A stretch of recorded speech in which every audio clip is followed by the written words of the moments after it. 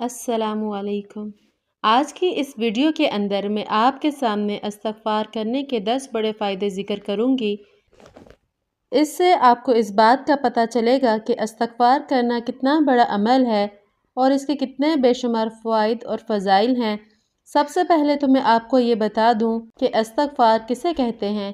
استغفار کہتے ہیں اللہ تعالیٰ سے اپنے گناہوں کی بخشش چاہنا، اللہ تعالیٰ سے اپنے گناہوں کی معافی مانگنا، اس کو استغفار کہا جاتا ہے۔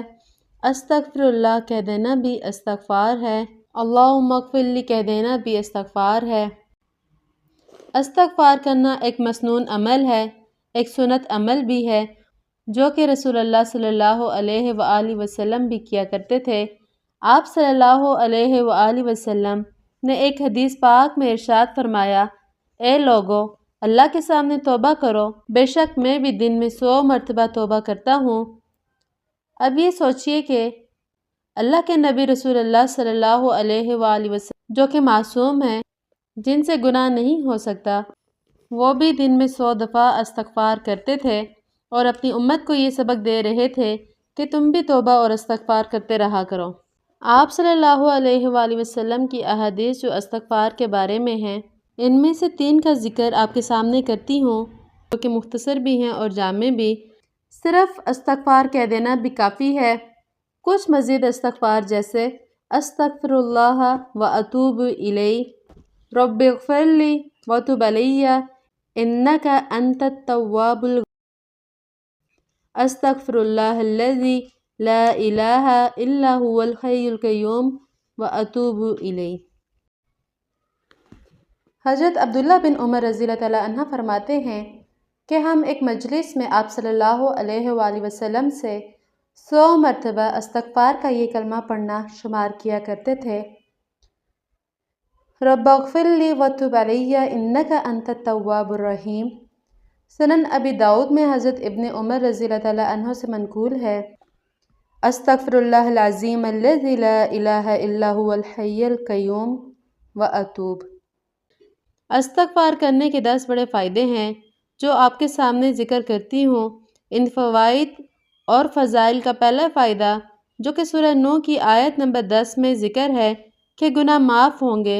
آپ صلی اللہ علیہ وآلہ وسلم نے فرمایا کہ ہر ایک انسان خطا کار ہے، اس سے گناہ ہو جاتے ہیں، لیکن بہترین خطا کار وہ ہے جو توبہ کر لیتے ہیں۔ بحیثیت انسان کہ ہم سب سے گناہ ہو جاتے ہیں، اور اگر گناہ زیادہ ہونے لگ جائیں تو ان گناہوں کی نحوست ایسی ہوتی ہے کہ ہماری زندگی بہت تنگ ہو جاتی ہے، ہم بہت سی مشکلات کا شکار ہونا شروع ہو جاتے ہیں اور طرح طرح کی مصیبتیں ہم پر ٹوٹ پڑتی ہیں۔ لہٰذا جب ہم استغفار کرتے ہیں تو ان گناہوں کا بوجھ ہلکا ہوتا ہے اور ہماری نیکیوں میں اضافہ ہوتا ہے، اور وہ تکالیف، مصیبتیں اور پریشانیاں دور ہو جاتی ہیں۔ دوسرا فائدہ، مال و دولت میں زیادتی ہوتی ہے۔ سورہ نوح کی آیت نمبر 12 کے اندر اللہ تعالیٰ نے یہ ذکر کیا ہے کہ جو انسان بھی استغفار کرتا ہے تو میں اس کی مال کے ذریعے مدد کرتا ہوں، یعنی کہ اس کو مال سے نوازتا ہوں۔ مال کا ملنا بھی ایک نعمت ہے، اس لیے جو انسان بھی مال و دولت یا رزق کی وجہ سے پریشان رہتا ہے تو اس کو چاہیے کہ استغفار کی کثرت کرے۔ تیسرا فائدہ سورہ ہود میں مذکور ہے کہ جو شخص بھی استغفار کرتا ہے اس کو خوشحالی والی زندگی نصیب ہوتی ہے۔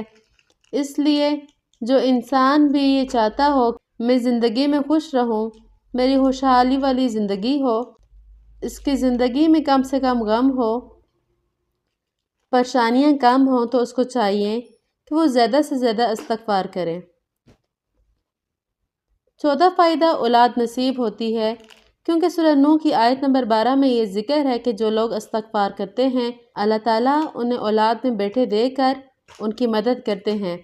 لہٰذا جو لوگ بے اولاد ہیں یا جو لوگ بیٹوں کی خواہش مند ہوں، ان کو چاہیے کہ زیادہ سے زیادہ استغفار کریں۔ پانچواں فائدہ، طاقت اور قوت ملے گی۔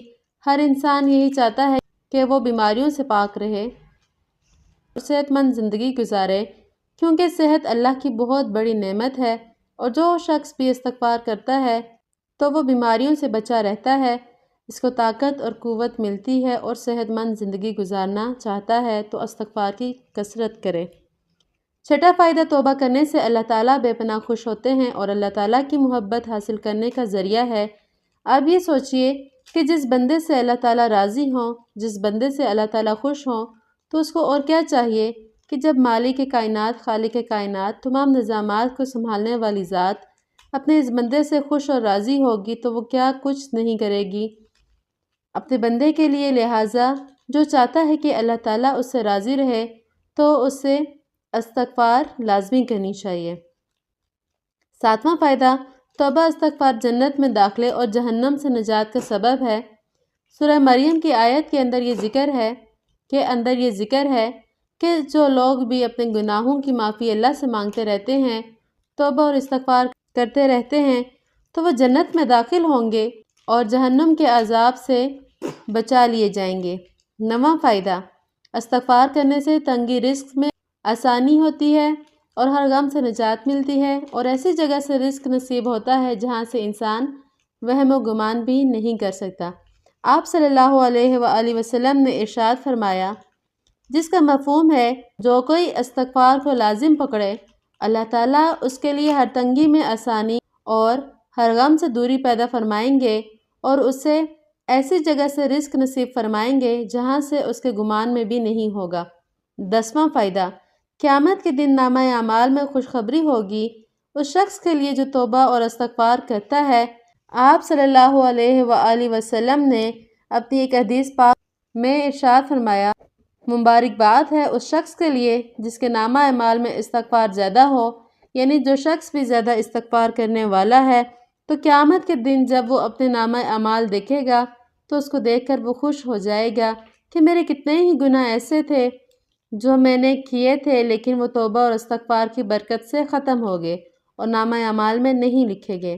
ہم انسان ہیں، ہم سے گناہ ہو جاتے ہیں، لیکن ہم نے توبہ اور استغفار کا دامن نہیں چھوڑنا۔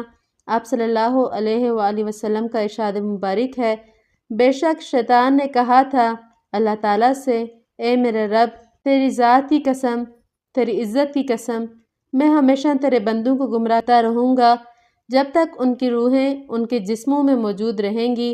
اور جواب میں اللہ تعالیٰ نے ارشاد فرمایا، میری عزت کی قسم، میرے جلال کی قسم، میرے بلند مرتبے کی قسم، جب تک میرے بندے مجھ سے مغفرت طلب کرتے رہیں گے میں انہیں معاف کرتا رہوں گا۔